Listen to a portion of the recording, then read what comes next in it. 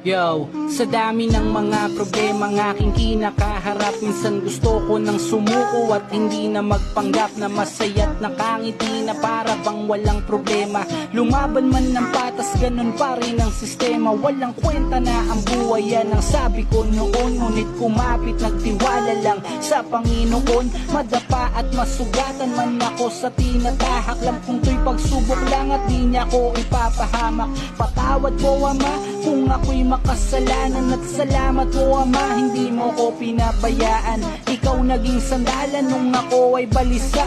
Lubid kong kinakapitan, wala palang mapapala. Kaya ikaw, oo ikaw, alam kung meron kang problema, pero di yung solusyon ng buhay tol, wag mong ibenta.